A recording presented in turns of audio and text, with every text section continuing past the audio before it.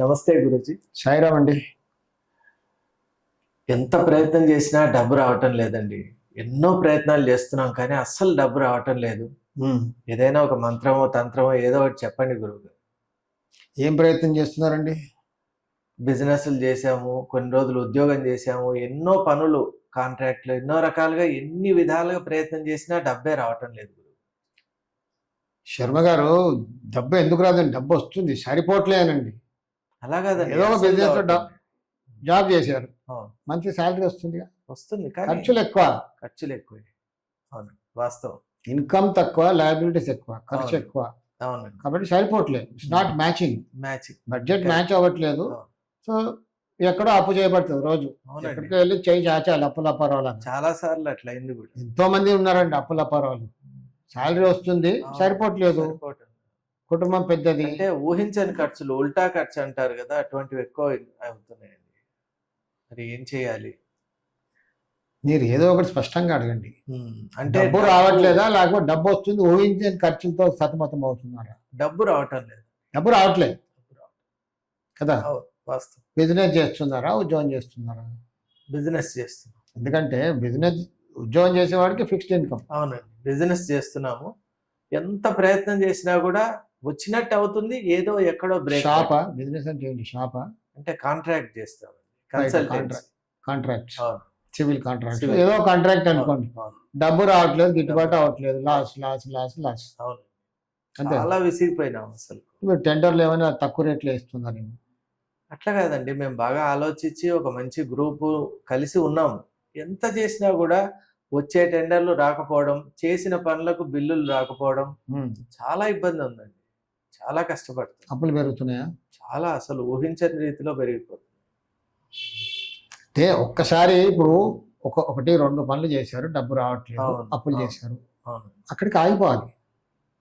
అదెట్లా అవుతామండి, మనకు వచ్చిన పని అదే మనకు కదా. చూపిస్తుంది, బ్యాలెన్స్ షీట్ చూపిస్తుంది కదండి. ఉమ్, రాబడి తక్కువ ఉంది, ఖర్చులు ఎక్కువ ఉన్నాయి, అనుకోని ఖర్చులు వచ్చి పడుతున్నాయి, అప్పుల్లో పోతున్నాం, ఎవ్రీ మంత్ బారో చేస్తున్నాం, లోన్ తీసుకుంటున్నాం. అవును, ఒకటి రెండు మూడు నెలలు అయిపోయింది, అవును. సంవత్సరం ఉమ్, అయిపోవాలిగా. ఏదో ఏదో ఎక్కడ తిరకాసుందరా బాబు అని తెలుసుకోను.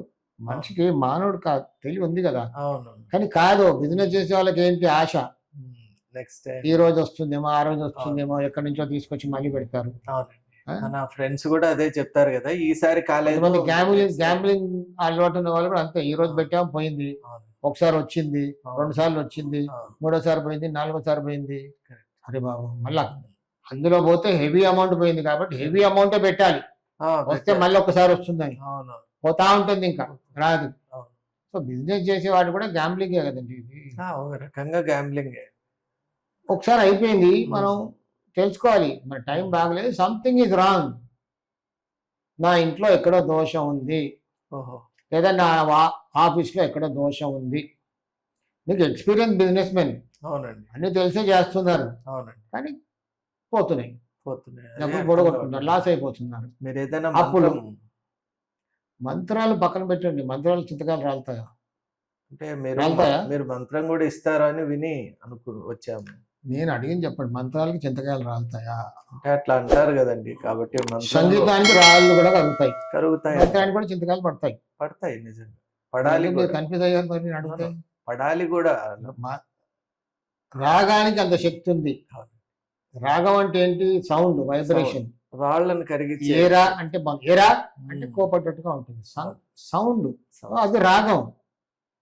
ఏ రాగం? రాగమే సౌండ్, సౌండే రాగం. అవుట్పుట్ వాక్ శుద్ధి అన్నారు. సో మంత్రంలో ఆ శక్తి ఉంటుంది, ఆ సౌండ్ లో.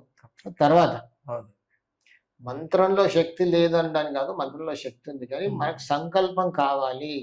నేను రోజు అప్పుల్లో కూరుకోబోతున్నాను, ఎక్కడ కూర్చుంటే నాకు అప్పులే తిరుగుతున్నాయి, వాడు వస్తాడో వీడు వస్తాడో, మీకు సంకల్పం ఎక్కడ తీసుకుంటారు?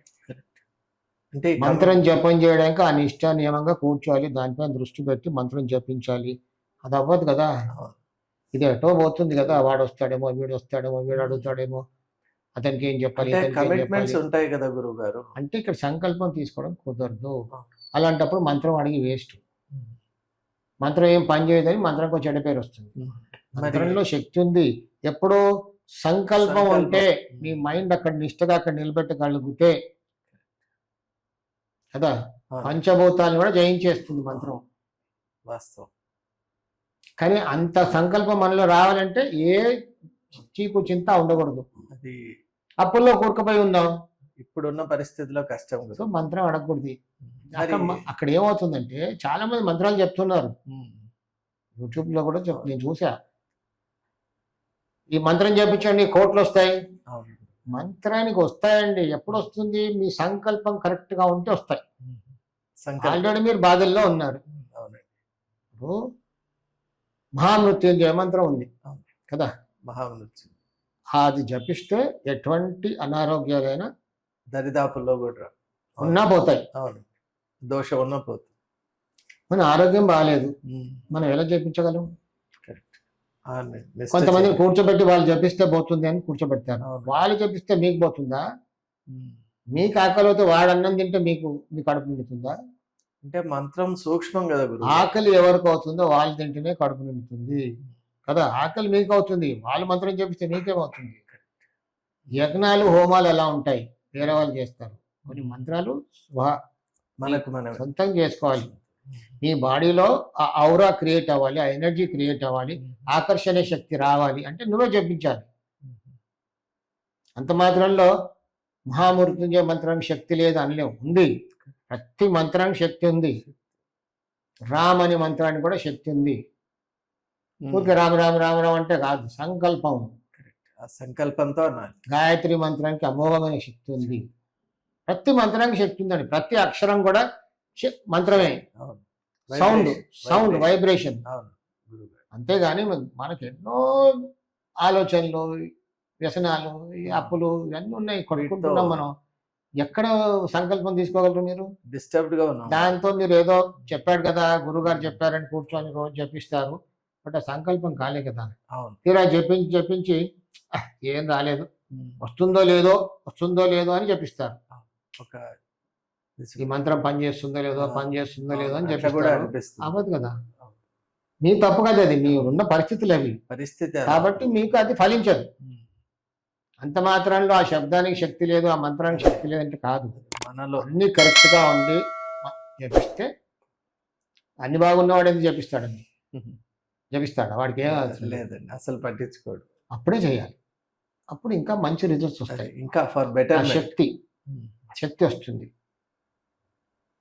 సో ఇప్పుడు బాగా అప్పుల్లో కొడుకున్నాం. ఇప్పుడు తక్షణం మనం చేయవలసిన పని ఏంటి? మంత్రం కాదు, మంత్రం నెక్స్ట్ స్టేజ్. ఇప్పుడు తంత్రం అంటే వాస్తు మార్పు. తంత్రం అంటే వాస్తు మార్పు. అంతే కదా, మాడిఫికేషన్, జామెట్రికల్ మాడిఫికేషన్, ఆ సర్జరీస్. ఇంటికి ఆపరేషన్ చేయాలి.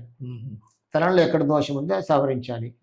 ఇంట్లో ఉత్తర వాయువ్యంలో దోషం ఉంటే నువ్వు అప్పుల్లో కొడుకుపోతావు. ఉత్తర వాయువ్యం. మనిషి రోడ్డున పడతాడు. ఉత్తర వాయువ్యం. ఉత్తర వాయువులో దోషం ఉంటే మనిషి రోడ్డున పడతాడు. రోజు రోజుకి అప్పులు పెరుగుతుంటాయి. అలా కూరుకుపోతూ ఉంటావు. ఈ రోజు అప్పు చేస్తావు, వస్తుందేమో అని రాదు. మళ్ళీ రేపు ఇంకో రోజు అప్పు చేస్తావు. ఆశ కదండి మనిషి, ఆశాజీవి. బిజినెస్ పెట్టుబడి కావాలి, పెట్టుబడి లేకుండా zero, no capital, hand to mouth.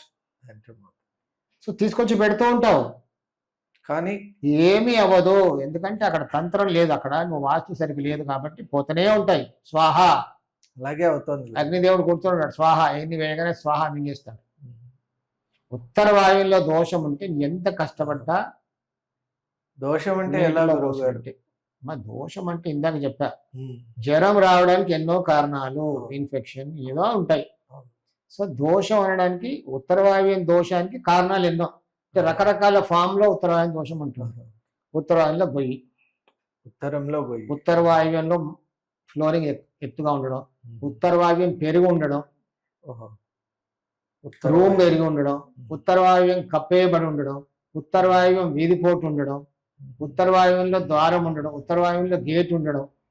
ఎన్ని రకాలు ఉంటాయి. ఎన్నో రకాలు కదా. ఉత్తర వాయువ్యం ప్లాటు. వాయువ్యం ప్లాట్ దేని అంటాం? పశ్చిమంలో ఉత్తరంలో రోడ్డు ఉన్న ప్లాట్ ని వాయువ్యం బ్లాక్ అంటాం. సో ఎన్ని రకాలుగా ఉన్నాయి ఇప్పుడు? చాలా. జ్వరం రావడానికి ఎన్నో కారణాలు, ఇన్ఫెక్షన్, రకరకాల ఇన్ఫెక్షన్, చాలా కారణం. జ్వరంగా బయటపడింది, టెంపరేచర్ రైజ్ అయింది. సో ఇక్కడ అప్పుల్లో కూరుకోబోతున్నామంటే ఎక్కడో వాయువ్యంలో దోషం ఉంది. తప్పకుండా. ఏ రకమైన దోషం ఉంది? ఏదో రకమైన దోషం ఉండొచ్చు. వీటిల్లో ఏదో ఒకటి ఉండొచ్చు. మనిషి బాగా భక్తిలో పడిపోతాడు, స్పిరిచువల్ అయిపోతాడు, సన్యాసి అయిపోతాడు. ఈ దోషం ఉంటుంది. మనిషి సన్యాసి ఎప్పుడవుతాడు? అన్నిటిపైన విరక్తి ఇంట్రెస్ట్ కోల్కపోతే ఉత్తరవాయన దోషం. బాగోళ్ళు అప్పుల్లో కొరుకుపోయి అక్కడక్కడ ఇల్లు ఆక్షన్ వేయబడతాయి. ఉత్తరవాయన దోషం ఉంటే ఇలా జరుగుతుంది. అవునా, ఇంత చాలా తీవ్రంగా ఉంది గురువు గారు. ఉత్తరవాయన దోషంతో 99% అందరు దీంతో బాధపడుతున్నారు. ఏదో రకమైన దోషం, కొన్ని తీవ్రంగా ఉంటాయి, కొంచెం తక్కువ ఉంటుంది. తక్కువ ఉన్నవాడు కొంచెం భక్తి ఎక్కువ, రకరకాలు కదా. భక్తి ఎక్కువ, అస్తమానం దేవుడా దేవుడా ఎక్కడ రాయి కనబడతారు దండం పెడతారు. కొంతమంది చూడండి మోటార్ సైకిల్ మీద వెళ్తుంటే ఇట్లా అంటాడు. అవును, ఏ చిన్న గుడి కనబడ్డా ఇట్లా అంటాడు. ప్రతివాడు భక్తుడే, దేవుడు మొక్కుతాడు. కానీ ఇతనిలో ఎక్కువ ఉంది. ఇలా అంటున్నాడంటే అనుకోవచ్చు వీడికి ఉత్తరాయణలో దోషం ఉందిరా, గుర్తుపట్టేయచ్చు. ప్రతి రాయి రప్ప దగ్గర ఇలా అంటాడు కొంతమంది చూడండి. వాస్తవం, ఆ స్పందన వేరేగా ఉంటుంది. ఇప్పుడు భయం, భయం అనాలన్నా భక్తి అనాలన్నా తర్వాత విషయం. భయంతో కూడిన భక్తి. సో వాళ్ళ యాక్షన్స్ చూసి మనం గుర్తుపట్టచ్చు. అంటే నేను నా 40 years ఎక్స్పీరియన్స్ ఇలా గమనించాను. ఇలా మొక్కేవాడు కొంతమంది ఉంటారు, ఇలా ఇలా అంటాడు. ఇది ఉత్తరాయణ కేసు అనుకోండి, ఉత్తరాయణ దోషం ఉంది వీడికి, అంతే. కొంతమంది అప్పుల్లో కూరుకుపోతుంటారు. సో మనం ఎప్పుడైతే ఇలా జరుగుతుందో ఒకసారి 2 సార్లు 3వ సారి, సో మనిషి కొంచెం తెలివి ఉన్నవాడే కదా. అంటే వాస్తు ఇవన్నీ నేను కొంచెం ఖచ్చితంగా ఎందుకు చెప్తున్నా అంటే సూటిగా చెప్తున్నాను, ఎవరికైనా మోటుగా వచ్చేది. వాస్తు దోషం ఉంటే ఇలా జరుగుతుందని తెలియదు కొందరికి, చాలా మందికి తెలియదు. అది తెలియపరచడానికి నేను యూట్యూబ్ ఛానల్ స్టార్ట్ చేశాను. జనాలకి అవేర్నెస్ క్రియేట్ చేయాలి, ఎక్కడ దోషం ఉంటే ఏమవుతుంది. సరే కర్మ సిద్ధాంతం అది వేరే, టైం వస్తే కర్మ ఉంది, కర్మ అని ఊరుకోం కదా మనం, ఊరుకోము, పని చేస్తాం, సాధిస్తాం కదా, ఆశాజీవి. సో దోషం ఇక్కడ ఉందిరా బాబు ఉత్తరవాయంలో, సవరించుకుంటే అయిపోయింది కదా. అన్నే కాదు, ఎవరో బాగా వాస్తు తెలిసినంతని పిలిచి సవరించుకోండి. ఇంకోటి లేదా నా యూట్యూబ్ ఛానల్ చూసిన వాళ్ళు ఇక్కడ దోషం ఉందేమో చూసుకొని సవరించుకోండి, మీరే హాయి అయిపోతారు. ఇంకోటి గురువు గారు, ఇప్పుడు ఇంట్లో దోషం ఉంటే తప్ప లేక ఆఫీసులో దోషం ఉంటే తప్ప? ఇంట్లో దోషం ఉన్నా ఒకటే, ఆఫీస్లో దోషం ఉన్నా ఒకటే. కాకపోతే ఏంటంటే percentage of good or bad results will differ. ఇప్పుడు ఇల్లు బాగుంది, ఆఫీస్ బాగాలేదు. అవునండి. ఇల్లు ఒక 80% బాగుంది, ఆఫీస్ 50% బాగలేదు. రిజల్ట్ ఎంత వస్తుంది మీకు? 30% వస్తుంది, మైనస్ అయిపోయి. ఇలా జరుగుతుంది. కొన్నేమో 2 కూడా పోయి ఉంటాయి. అవును, కొన్ని 2 బాగుంటాయి, 2 బాగుండవు.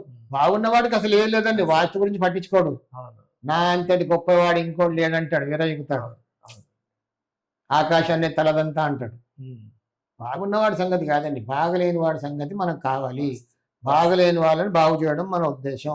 అంటే నేను ఎవరిని బాగు చేయడానికి? కర్మ, టైం చెప్పడం నాకు బాధ్యత. అంటే ఈ వాస్తు విజ్ఞానం ద్వారా మీరు ఈ సూచనలు చేసి దాని ద్వారా ఏమంటే ఇక్కడ దోషాలు ఉంటే మీరు చూసుకోవాలి, ఆ పుణ్యం కాస్త నాకు దక్కుతుంది.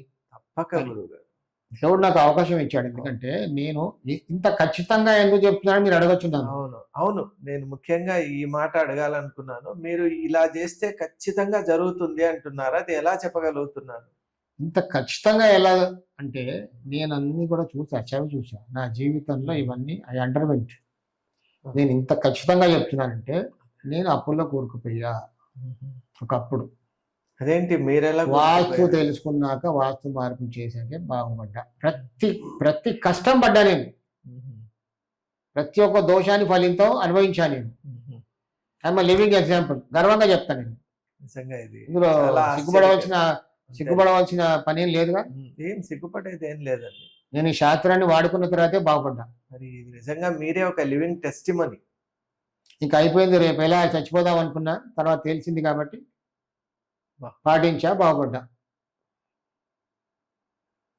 నేను ఒక కేసు చెప్తానండి, ఇక్కడ మన హైదరాబాద్లో జరిగింది. అది ఒక 30 years బ్యాక్.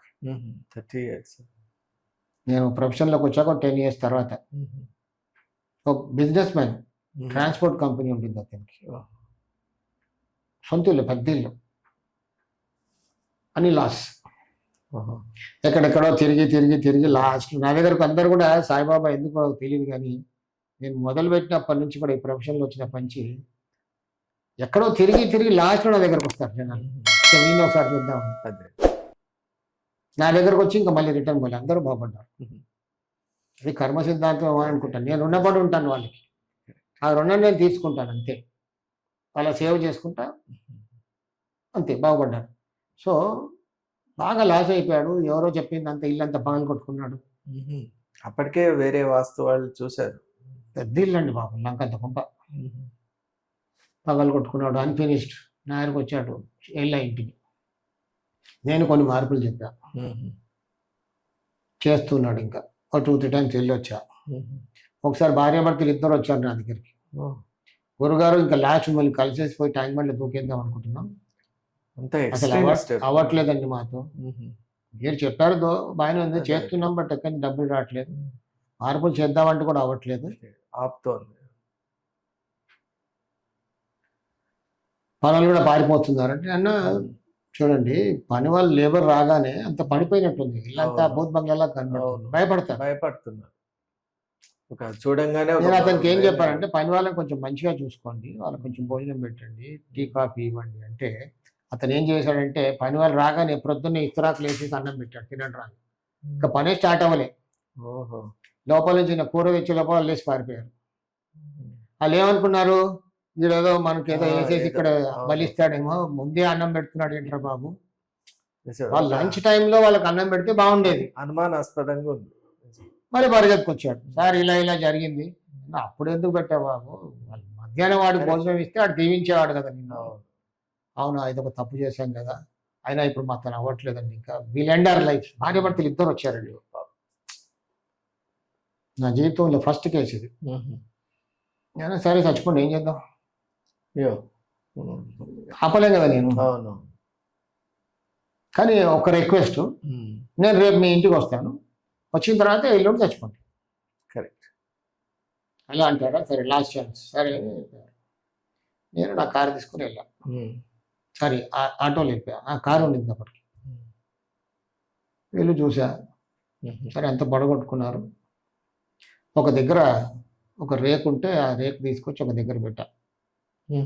పశ్చిమ ఉత్తరవాదం కప్పేసి ఉంది అక్కడ, ఆ రేకు తీసేసా. అసలు అది ఫస్ట్ చేయమన్న మాడిఫికేషన్ చేయలే వాళ్ళు, అది తప్ప మిగతావి చేస్తున్నా. నా ఎరుత లోపల ఉండింది, ఆ రేకు తీసేసి నేనే మేస్త్రి అయిపోయా. ఇంకా తీసేసి ఆ నైరుతి ఓపెన్ ఉంది అక్కడ కప్పేసి, సీఓ ఉంటా, ఇంకా మీ ఇష్టం వచ్చినట్టు చేసుకోండి వచ్చేసా.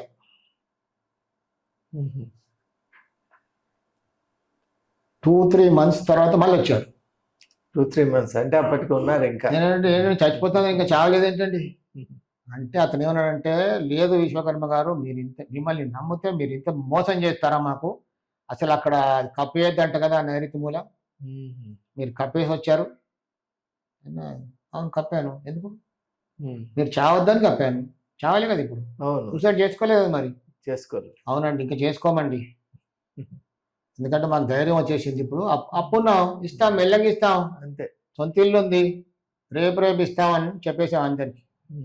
ఆ ధైర్యం వచ్చేసింది ఆ ఆల్టరేషన్తో. స్టిల్ ఈజ్ దేర్ అలైవ్, మంచిగా అయిపోయాడు. అలా అంటే మనిషికి ధైర్యం వస్తే ఆత్మహత్య చేసుకోడు, ధైర్యం కోల్పోతే ఫేస్ చేయలేడు సొసైటీని. ధైర్యమైనటువంటి స్థితిలో అతని పేరు చెప్పను నేను, బట్ ఈ స్టిల్ దేర్ దగ్గరకు వస్తుంటాడు ఇప్పుడు. అలాగా ఇప్పుడు ఎలా ఉన్నారండి? Is well of now, same business is well of. అదే ఇంట్లో ఉన్నాడు, సరే అమ్మేశాడు, బాగా చేసుకొని అమ్మేసి మంచి పెద్ద ఇల్లు కొనుక్కొని బంజారా హిల్స్కి వచ్చేసాడు.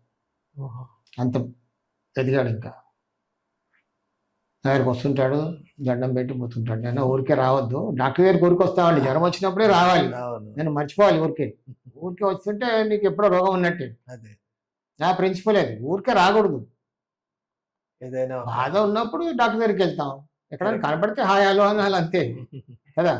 అంటే వాళ్ళ గ్రాటిట్యూడ్ తెలుపుకోవడానికి అది వేరే విషయం అండి. కానీ అస్తమానం వచ్చి దండం పెట్టకూడదు. డాక్టర్ మనం ప్రాణాలు కాపాడుతాడు కదా, అస్తమానం వెళ్ళి సార్ సెలవుడు కొట్టేస్తామా? లేదు, ఎక్కడో కనపడడం సార్ నమస్తే బాగున్నా అంటాం, లేదా ఎవరికైనా ప్రాబ్లం వస్తే రిఫర్ చేస్తాం, అంతే. రిలేషన్షిప్ ఉండాలి. గురుగారని అస్తమానం నా ముందు తలలోంచి నిలబడే అవసరం లేదు, అలా ఉండాలి. సో అప్పుల్లో కోరుకోపోవడానికి, మనిషి రోడ్డున పడ్డానికి, ఉత్తర వాయువుల్లో దోషం ఉంటే ఇలాంటివి జరుగుతాయి.